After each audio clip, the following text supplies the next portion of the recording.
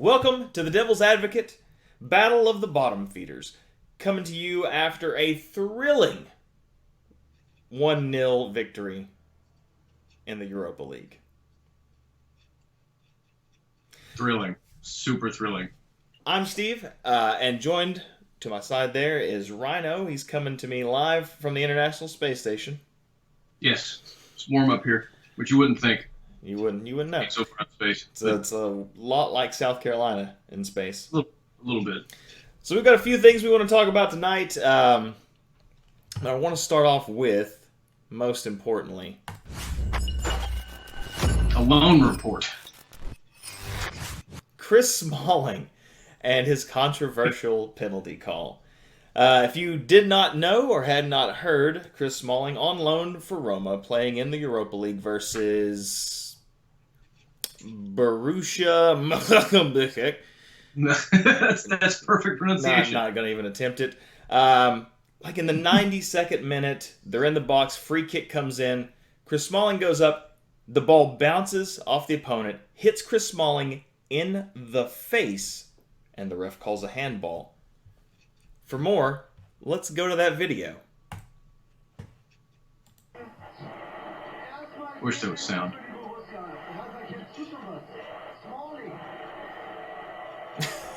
Yeah, this just in. Chris Smalling's hand is right here. Let's take that back one more time, just so you can see it.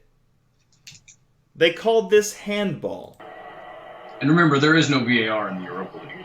Not that you need it for this. Yeah. So ultimately, just shame and sorrow for Chris Smalling out on loan in Roma. That leads me into an interesting point, and how Ollie obviously didn't intend on playing a back three this season, because if he did, why would he loan Smalling to Roma? Right, because then you get an injury. Right, now we don't have enough center backs. Right, then there you are. All right, just to hit a few more points, doing a quick show. Going to go into... So, in an interview talking about Norwich, Ole Gunnar Solskjaer said, I hope we're going to... Let's see if I can highlight it for you. I hope we're going to stop them because it's always going to be difficult down at Carrow Road. What? Now, to be fair, this is the same Norwich team that beat Man City a couple weeks ago. They did, but still, we're Manchester United. We don't go to Norwich thinking, oh man, this is going to be tough. Fine margins. Yeah, fine margins. No, this is dumb. I'm just going to leave that Ollie face up. The finest margin. So this kind of goes into it. Ryno, what do you think about the Norwich game? How do you feel about the Norwich game getting ready to go into it? I mean, I feel like we're going to have the same problem we have with any team that's in the lower half of the table. Granted, that's where we are, but right. How do we break them down? What do we do when they park the bus and we just kind of scratch our heads for 90 minutes and then lose 1-0 because they beat us on the counterattack? Right. Now, in the interview, I don't remember the exact quote, but Ollie had said something about how Norwich had been playing very confidently and kind of more attacking. And it's almost as if Ollie's trying to use reverse psychology to convince them to attack us because he knows that if they park the bus, we are fucked. Right. Nonetheless, we should not go... Even if it is away, I understand they're going to have the home crowd. There's always that going away, and it's a little tougher at times. But they're a squad in the mire of relegation as we speak. Pookie, essentially the second coming of football Jesus, has been quiet for over a month.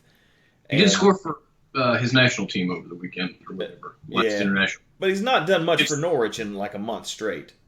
Right. So... I don't know how we go to Norwich with the attitude of, hopefully we'll do something. Because that's been our attitude for everything this season. Yeah, it's not good.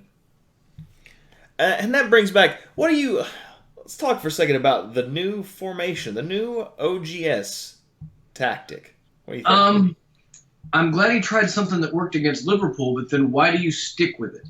Like, why don't you try to play something that's going to work against the next opponent, and then play something that's going to work against the next opponent instead of, oh, this worked against Liverpool, let's use it against everyone. Yeah, I'm afraid that tactically he's just like, well, kind of worked. And I'll give Ollie credit for the first half of that game versus Liverpool. It did work. It absolutely did work. They really didn't know what to do, but by the half, Klopp had figured us out, and they adjusted to us, and we were tired because we're threadbare. We had no subs to bring on, and it got rough from there on. So I don't know. But I then mean, the other option is, what do we go back to two holding midfielders in that weird 4-2-3-1? no, you play the 4-3-3. We have the people for it. Play it. Listen, stop trying to make the 4-3-3 happen. It's never going to happen. Yeah, heaven forbid we play what worked for us for 3 months last year. Yeah, we're never going to go back to that.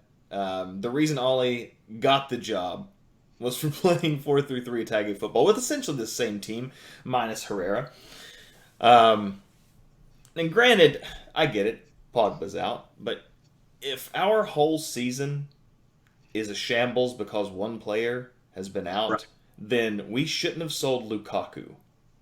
Like, we shouldn't have let Herrera go. Like, if we're going to be this threadbare when Martial and Pogba are injured, then we made some really stupid decisions, and those are really stupid decisions that, as of late, Ollie has come out and taken the blame for Right. 100%.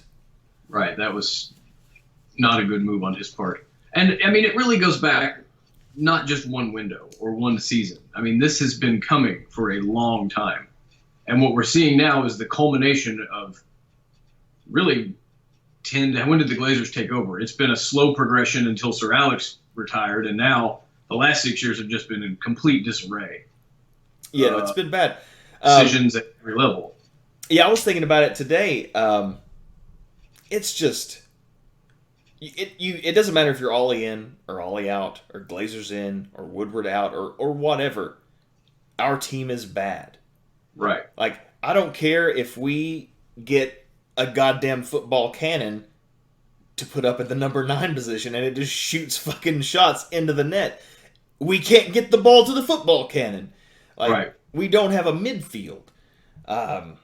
And I mean, you can see its effect at every level. Our starting 11 is squad players. So immediately you don't have the talent there. So you try to bring in youngsters and blood them in. And you don't have a team that's good enough so that when they make mistakes or they're not performing well, and then that compounds, and then that compounds, and then that compounds. And that's, 6 years of that's where we are. Yeah, it's going to take so much time, and it is going to take 6, 7, 8 players. Right. And we're going to get... as much as we were pissed off over the summer about only getting 3 players, we did get 3 good players. And as pissed off as we were at only getting those 3 players and not getting a midfield and not worrying about the striker situation, specifically the midfield, we're just in bad shape, and it's not going to change anytime soon. And that's the problem, is because that summer should be every summer, no matter what. And we need the squad refreshed and those 3 players. So you need 5 players and 3 players, and then a player in January or 2, to change the mood, to bring in some character, get rid of, sell somebody. You need to keep refreshing the squad throughout the windows, and we haven't been doing that. No. And it's stale, and you can tell, and the talent is gone. Yeah, I think you said it best when you said, our A squad is squad players and Paul Pogba and Aaron Wan-Bissaka. Right. I mean, our defense is pretty solid. We're pretty good in the goalkeeper position, but we need 3 midfielders, 2 right wingers, and another striker or 2. And a partridge in a pear. We need fucking everything. Yeah, we need a lot of things that we're not going to get anytime soon. So it doesn't matter. We could sack Ollie right now. It doesn't matter who you bring in. It's not going to change. The team is not good enough.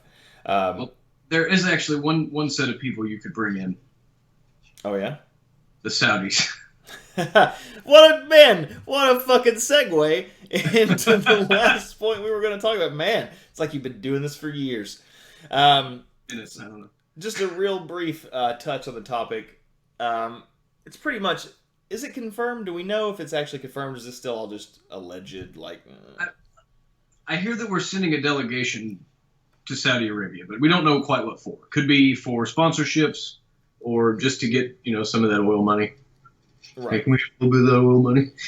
And then the ultimate question falls on the fans. Is then, would you want Saudi oil money versus the Glazers? Like, which the lesser of two evils, or what that is? What do you think about it? Where do you stand? I say sell. I mean, at least you look at the track record of the Saudis, not great, but it's getting better. Women can drive on their own now. I mean, bin Salman is trying to bring them forward in time from the 14th century. So, I mean, at least there's progress there. And you look at what the Glazers are doing, and it's just greed, which, granted, it's not exactly what the Saudis do, but it's not good. Yeah. They're never going to really take this seriously or know what they're doing. And at least the Saudis can throw money in, sort of like Man City, except we have history. Yeah, it's like the Glazers. They don't give a shit as long as they're making money. Right. So then it gets into the, is there a possibility if Mohammed bin Salman actually bought the team, does he care about football? Does he care about the club? Because if he does, that's at least a step in the direction that we need to go in. Well, he doesn't need money. That's true. He needs diversification of assets. And if you look at the history of United in the short term, it used to be worth $4 billion. Now it's worth $3 billion. Yeah. And if this shit on the pitch continues, it's going to be worth $2 billion. Yeah. Yeah. Yeah, the more we shit the bed. And, for the longest time, they tried to sell us on the fact that, the performance on the pitch doesn't affect the stock price or the club's value. Bullshit. Yeah, it sure does. I'm watching the stocks as we speak. Just go. Yeah, I own 2 shares. 2 shares? Listen to me. So ultimately, until there's more information, that's where that stands. Thanks for tuning in for this brief episode of The Devil's Advocate. Get in the comments. Let us know what you think, about the Chris Smalling handball fiasco. I'd like to know your take on that. Your take on Ole Gunnar Solskjaer and his inability to bring any form of confidence to any press conference that we have. And last but not least, comment in there, how do you feel about the possibility of selling to the Saudis? Once again, I'm Steve. This is Ryno.